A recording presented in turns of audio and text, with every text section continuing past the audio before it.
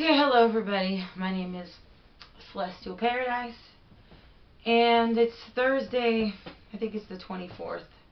Anyway, everyone else is waiting on this Covington Catholic boy situation, and I let a few days go by so I could just absorb everything. And everyone else is giving their take, and now I'm going to give my take. But first, I think I'm going to grab a beer.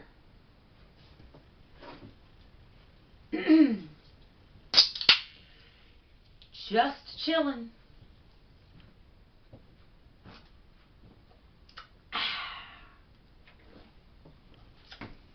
Okay. So my take on this whole situation is that I think all this horrible things that have happened to these boys is indicative of a much more fundamental problem in America. This has just been getting worse and worse. So there's a complete lack of cohesion in our society now. There's just no common values, and everything with people seems to be sort of hypothetical, or I would almost say it's kind of like in a holodeck. I don't know, some people may not be familiar with Star Trek, but there's this sort of virtual world where you go into a place to unwind, and you have fake people, and you can make any environment you want. And obviously the people in the environment are not real. And I'm starting to feel like that's how everyone is viewing everybody. Something goes viral, there's people in the middle of a maelstrom, and it's as though they're not real human beings to everyone. So that's the first thing I'm going to say. Now, obviously, the people I think have conducted themselves the most horrifically in this whole situation, this whole mess, would be the media. I just can't believe just the level to which they were willing to sink. I mean, the kind of lies they're telling. They lie a lot, but it's one thing if you're going to lie about a Republican politician or about the president. I mean, you run for office. I don't think it's fair that people are treated like such garbage, but at least, you know, going in as an adult, when you run for office, they're going to be treated like garbage. People are going to lie about you, and if you run as a Republican, the media is going to be against you. But the idea that these 15, 16, 17-year-old boys have conducted themselves in this completely mature way. This kid at the center of the whole controversy, Nick Sandman, I guess is his name. He's 16 or 17, and I cannot even believe how maturely he's conducted himself, the level of restraint he's shown, the way he's just been able to keep level-headed.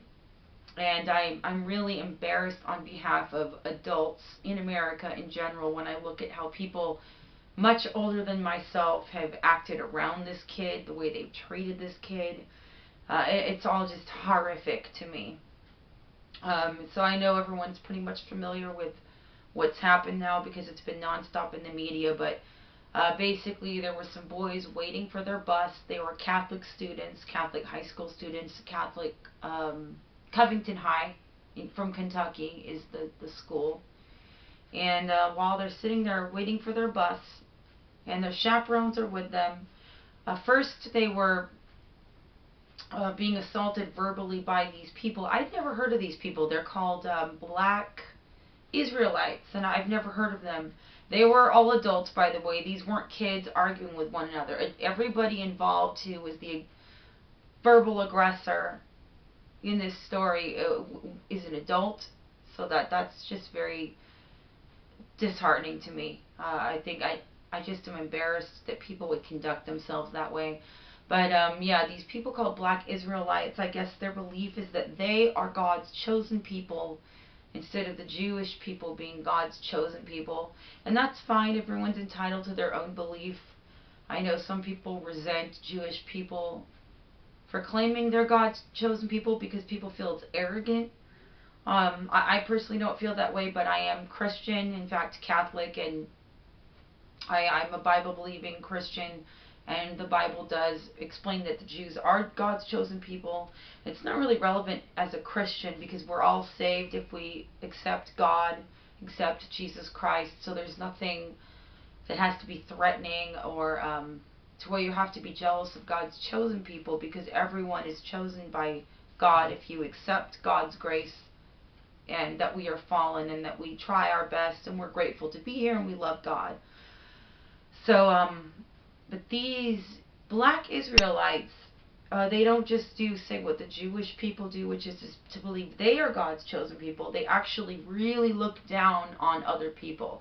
So they believe everyone else is just garbage. It's beneath their contempt.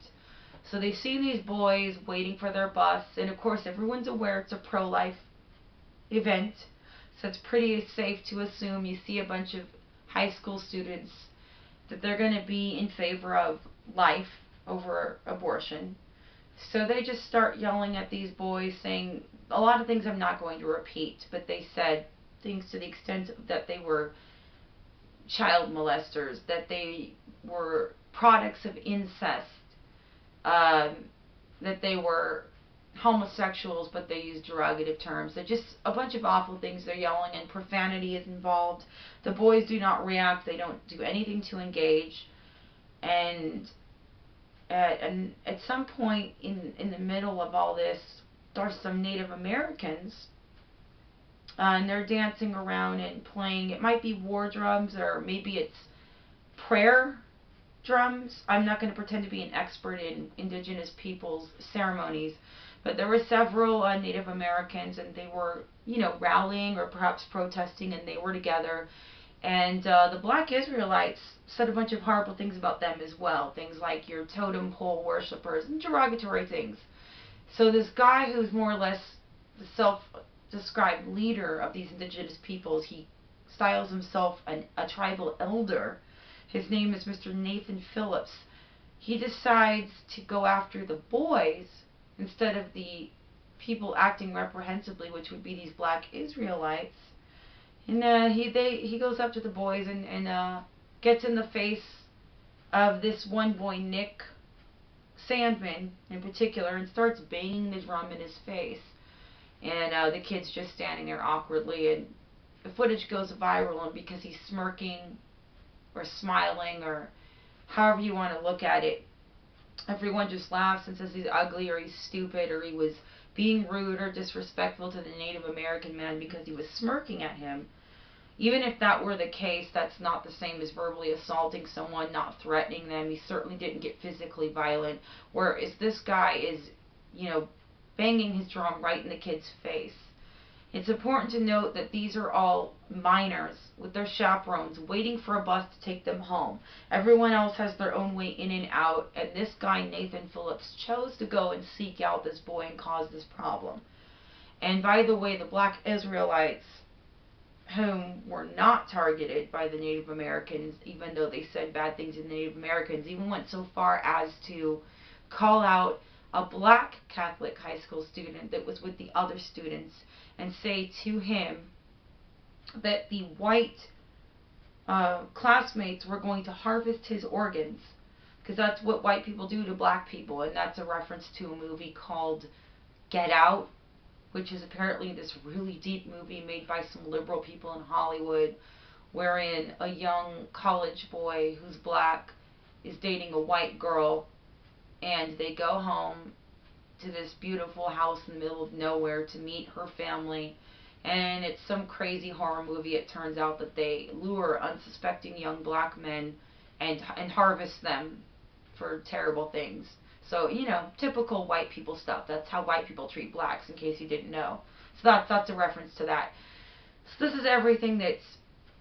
And even though I'm going over footage that most people should be aware of, I'm pretty certain, unfortunately, that a lot of people don't know the extent of everything I do. People on the right came out and condemned these young men, and that's very disappointing. And I'll mention a few people that have at least retracted it. Sarah Elizabeth Cupp, S.E. Cupp, used to be on the Glenn Beck show on Fox years ago. She's now on MS-LSD. But she's really kind of a turncoat, and the things she said about the boys before she found out the facts were pretty unforgivable in my opinion. She's my age. She's even got the same birthday as I do, so old enough to know better, S.E. Cupp. But to her credit, she did retract it and say, I messed up, I didn't have the facts.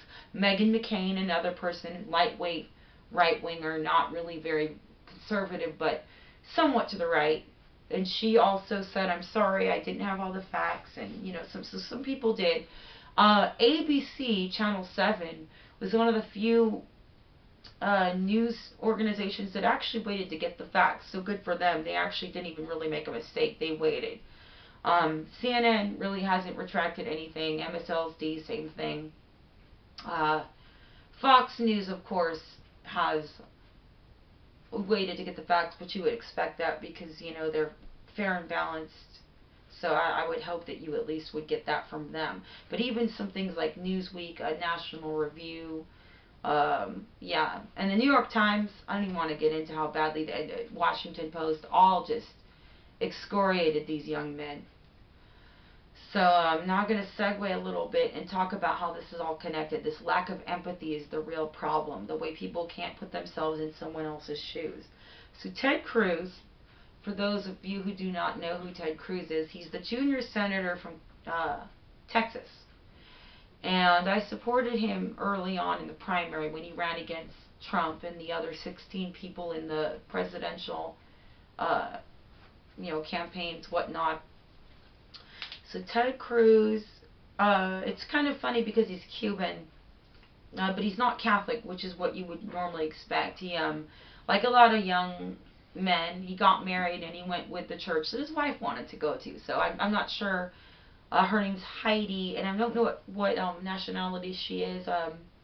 She looks possibly Irish or maybe Swedish. I mean, she's American, but, she's got blonde hair. But she's non-denominational or Baptist, so that's what Ted Cruz is. So it's kind of amusing to us Catholics that supported him very strongly early on because he's Protestant. But anyway, Ted Cruz was the last man standing who gave Trump a run for his money. And I will say that I did like Trump the whole way through, and it was hard for me to really choose. And although I did announce myself as a Ted Cruz supporter, I did not phone bank for some people in my area for Ted Cruz because the script they wanted me to use was to denigrate candidate Trump. And I did not dislike Trump, so I didn't do it because I wasn't willing to support Ted Cruz by excoriating Trump. So then later on, towards the end of the campaign when it got ugly, President Trump, at the time candidate Trump, just kind of allowed people to think, via the National Enquirer that sort of used to do his bidding, that Ted Cruz's dad might have had something to do with the assassination of JFK. So Rafael Cruz, Pastor Cruz, wonderful man, very much alive. I've met him more than once. Wonderful, wonderful man of deep faith, wonderful conservative, perfect gentleman. He came here from Cuba with nothing, just $100 pinned to his underclothes. Half came on a boat, swam. He was roughed up. He was in fact beat up by Castro's men. He had his nose broken. He was 17 years old, same age as this Nick Sandmann. So that would be like if someone assaulted my dad. He's a Marine in live combat, Vietnam. He was stationed in Germany, all kinds of places. He was overseas, served 2 tours. If someone would have said that about my father, let me tell you, it would have been a while before I could shake that person's hand.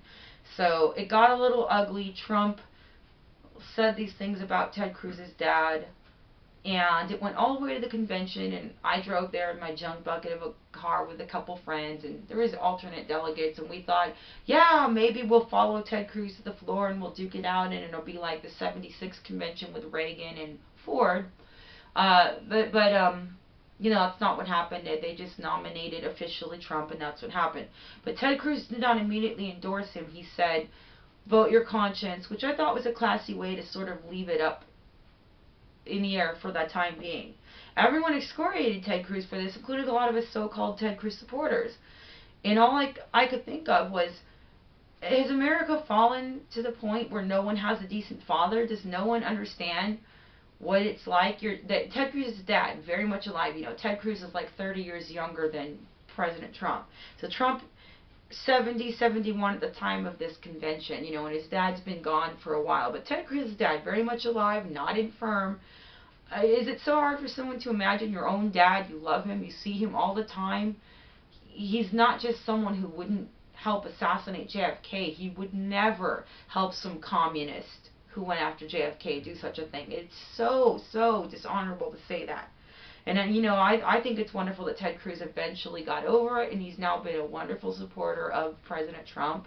But that's, again, it's a lack of empathy and cohesion. I know 20 years ago, if something like this happened, most people would have said something to the extent of, yeah, man, my dad's cool. You insult my dad, I ain't just going to shake your hand. Whereas now, everyone just looks at Ted Cruz like, play ball, or you're a politician, or once you're a politician, you have to do that. And it's like, no, I think there's certain lines that people don't cross. And if you're going to insult my dad, say my dad is a traitor to the country, that he basically committed treason, I think I don't immediately have to shake your hand. I think I need to just let that lie, you know. And I will say Rafael Cruz is such an honorable guy that I know for a fact he didn't tell his son, I expect you to avenge me and not be nice to President Trump. I'm sure right away it was like, go ahead and endorse him, son, it's fine. But, Ted Cruz was like, hey, he was raw over that. So it may not seem like the two things are connected, but just these are very basic things. Someone insults your dad in a way that is just so reprehensible. And they're not willing to understand that it maybe takes you more than 5 minutes to absorb that and then shake hands with the person who insulted your father in that way. And the same thing with this kid. No one can put their selves in this boy's shoes. Imagine being 17 in this wall of sound, adults cussing you out, banging their drums in your face. You're waiting for your bus, you don't know what to do, everyone's shoving cameras in your face. I can't believe it. But anyway, yeah, so I'll segue into a different story, which is another example of a complete lack of empathy the country is feeling, that no one has common values with one another. So Darth Vader flies at midnight. Okay, so this other thing that happened, I have a really good friend that I met when the Tea Party thing first started happening, and this is now going back, gosh, I can't believe it, 9 years. It was 2010, 2011 is when that started, so I was a lot younger, late 20s, and the Tea Party is made up of a lot of non-denominational people, a lot of evangelicals, that kind of thing, some Baptists. The thing about Catholics, much to our chagrin, there's not a lot of conservative Catholics. It's the same kind of problem you get with Judaism. Religious Jews are always, they're just bemused by the fact that for whatever reason, Jewish people are pretty far left. And Catholics and Jews of this sort have in common that their religion really is just kind of the Democrat Party or the leftist agenda. Because if you try to talk them out of it logically, it's the same thing as trying to talk a Christian out of Jesus. I mean, it's your faith. You're not going to be able to reason me out of Jesus Christ. But the difference is I admit it's my faith and a leap of faith, and faith isn't provable. That's the point of faith. I mean, I may know that there's God, but if you're Sam Harris or Richard Dawkins, these are, famous atheists, in case you don't know of whom I speak, they're not going to believe, and they're not going to, I'm not going to talk them into faith. That you either have it or you don't. But the difference is that Catholics and Jews of the leftist persuasion, you'll think, how can you be Catholic and not be conservative at all, not even on the pro-life thing? It's because, when you're liberal and you're Catholic, your faith is really the Democrat talking points. That's your faith. And it's the same with Jews that vote overwhelmingly for the Democrat Party. So anyway, that's all to say that in the Tea Party type people, Catholics are a minority. So one day I go and I'm at an event and I see this beautiful young lady. God, she's just so pretty, in Italian.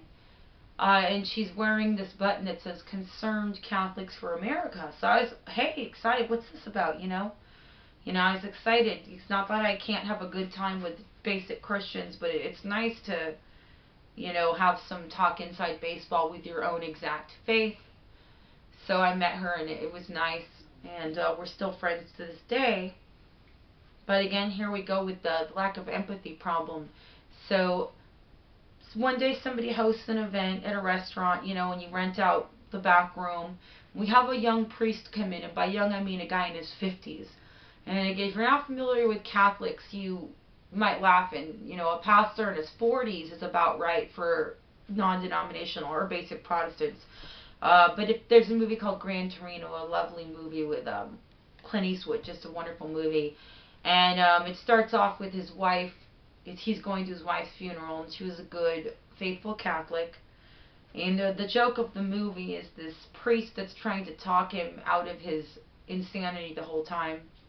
And the guy is young. He's maybe 23, and he looks all of 15, and he doesn't know anything about life. And it's a juxtaposition of what you usually have in Catholicism, which is a priest, early 70s is about right. That's what most Catholic, especially women, we don't feel comfortable unless the priest is at 71, 72, 73. That's the joke. If you're running up, the whole cathedral. So, this guy had not been a priest for very long, and he was in his 50s. And we had him come meet with us because we were concerned. This was back in 2011, and the whole thing with the Affordable Care Act was going on, and we were very concerned about it. And we were upset because at the time Speaker Pelosi had a lot of power, because Obama, they had everything. Obama had both houses and, of course, the presidency. So we had really no power at all. We were quite concerned with Speaker Pelosi, who's a Catholic. And so our point was that we were worried, and what was this priest's advice to us? So this priest starts condemning this sweet little old lady who's your cliche, typical Catholic little old lady, kind of like the maiden aunt in a Henry James book, novel, or maybe Jane Austen, sweet little old lady, and always prays, reflects on the sorrowful mysteries and prays the Stations of the Cross. She's got her rosary, does all the good things that a lazy Catholics don't always do, because it's a lot of work to do everything, or to even go to confession each week. So a real sweet lady, and she's got her friend with her. And this priest starts telling her off, saying she's a bad person because she's judging Nancy Pelosi, and she needs to stop doing it. And the lady's starting to tear up, and she's completely disarmed philosophically, doesn't know what to say. So I took up for this lady, and I said, Father, you're misunderstanding her. She's a good person, and none of us are judging Nancy Pelosi, the private citizen. It's not for us to judge. We're talking about Speaker Pelosi, who's using the machinery of government against us and trying to make it so that we have to pay for abortion, so that places like Hobby Lobby and all these Catholic universities and Catholic hospitals have to perform abortions, or at least provide Plan B, which is nicknamed the abortion pill for a reason, because it's the most, it's the strongest of any of the contraceptives that they sell. And in case people don't know about Catholicism, if you're a Protestant, you may not know that we don't even believe in contraceptives at all. And so the only thing we do to meter, out whether you are going to make a child or not on purpose is use the rhythm method. And people who are not familiar with Catholics say, oh, what's that? Does it work? And the answer is, well, I've got 3 sets of Irish twins, so, old Catholic joke. It just means, no, it doesn't work. But you can imagine a faith where if we don't even believe in contraceptive, how we feel about abortion. And, it's called a non-negotiable. There are different levels of sins in Catholicism. So the idea of making us pay for something that's to us murder, it's just so terrible. So this priest just tells this lady off, and I talked to him, and I said, you're misunderstanding. We have every right to call out Speaker Pelosi because she's coming to us, So it's like this Nathan Phillips seeking out these boys and going up to these boys. If you're going to then look at the way Nick Sandman, the main kid in the video, acts, you need to take into account who sought who out. Who sought out whom. So, same thing, Nancy Pelosi is seeking us out because she's coming to Catholics and all Christians and saying you must pay for that which you find morally reprehensible. It goes against absolutely your fundamental beliefs. It's making you betray your most fundamentally beliefs. most fundamental beliefs. So, you know, the priest was not too pleased with me, and I remember being a little disappointed that he, you know, and then I backed off because I was at someone else's event and I didn't want to make this person, this priest, have a bad view of the person who hosted the event. So, you know, but the ladies were grateful that I defended them. I could tell, and they said as much to me later. But anyway, as the event was closing down, maybe an hour later, I wanted to make sure and save face because, like I said, I'm at someone else's event. So I said to this priest, this younger priest in his 50s, Father, thank you for coming. I appreciate you hearing us out, and I hope you understand I didn't mean anything personal. I was just trying to clarify our views, you know, about Speaker Pelosi. And I think we're all trying to do the right thing, just maybe we have different ways of going about it, you know. And I go to shake his hand. Well, he does not extend his hand. He just keeps his arms down, looks at me, and then looks away. And, you know, at the time, you know, I'm like 28, 29, so I'm pretty appalled that somebody who I look up to, I have to, he's a priest in my faith, and I want to look up to him, but he's, if nothing else, you know, several decades older than me, and a man, and I'm a woman. So I just was very disappointed and disheartened that an adult would conduct himself that way, and somebody in a leadership position. And again, it's a complete lack of empathy. He can't understand where we would be coming from, you know, just the rank and file people. Like, can't you understand, Father, why we wouldn't want to have to support this? Why we feel attacked by Speaker Pelosi and all of that. So that, to me, just brings it full circle. There's been a problem with Catholicism for years because the story I'm telling is, you know, 7, 8 years back. So it's been getting worse and worse with the Catholic faith. But I'm just deeply, deeply offended by this Father Edward Beck, who was, I believe, just today, or might have been yesterday, but he was on CNN, one of these networks, saying, yeah, these boys get what they asked for because they wore MAGA hats, and you shouldn't do that as Catholics. It's betraying Catholicism, and being pro-life is not the only thing here, because aligning with the president means you're aligning with not caring about dwindling resources, and not caring about climate change, and not caring about immigrants, and none of that has anything to do with Catholic faith. So that's awful that he would say that. That's not in the Catholic Bible. It's not even in the regular Bible. So, and stop saying immigrants. This wall we need built is for illegal aliens who are disrespecting our laws, and we don't know who they are, and some of them are committing violent acts, you know, drugs, rape, and murder. And by the way, these boys were not shouting, build the wall. And for anyone who has seen the video and sees that they eventually were chanting something to keep themselves sort of just from going crazy, they asked the chaperone's permission to do their school chant, and that's what the boys are chanting. And there's 2 hours of footage, different angles, all kind of different people filming it. And that's all you're going to hear. No build the wall, no go back to Africa, which people tried to claim these young boys said to the black Israelites. So, yeah, I just would like to say to this young man, Nick Sandman, and his family, and the school's been getting bomb threats. These families of these boys have been getting death threats. The boys have been doxxed. There's been celebrities that have come out and said, I will perform sex acts for anyone willing to go beat these kids up. They're putting their phone numbers out, their addresses out. You've got anchors on the news saying things like, have you ever seen a more punchable face than this kid, Nick Sandman, you know, because they say he's smirking, whatever he's doing. So, and you've got Savannah Guthrie on one of these Today or Good Morning television shows saying to him, well, Mr. Sandman, do you feel you could have conducted yourself differently? Do you believe perhaps you should apologize? I mean, for what? For standing there? And I was pleasantly astonished when the young man said, I was standing there. I had every right to do so. I did not engage with Mr. Phillips. I would love to speak to Mr. Phillips, break bread with him.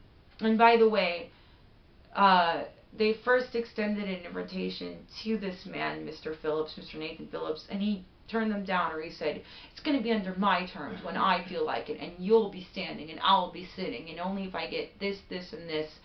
Just ridiculous. So it's a lot like when I said to the priest at that event, and go to shake his hand, and nothing. The way these adults are conducting themselves, you know.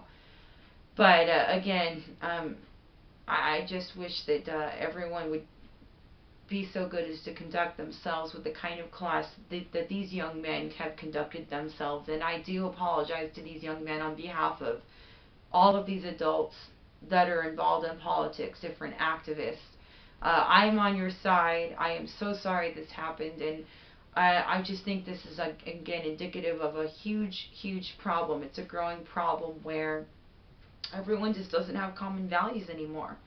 And I will add that it's obvious that the color of these boys' skin had also to do with the fact that they were targeted, and that's just sad, because, you know, these were nice young men, raised properly, not racist, and I wish that they would simply receive the same courtesy that they have since shown to all of us. And this is me, Celeste Paradise, long-winded as usual, signing off. Over and out, people.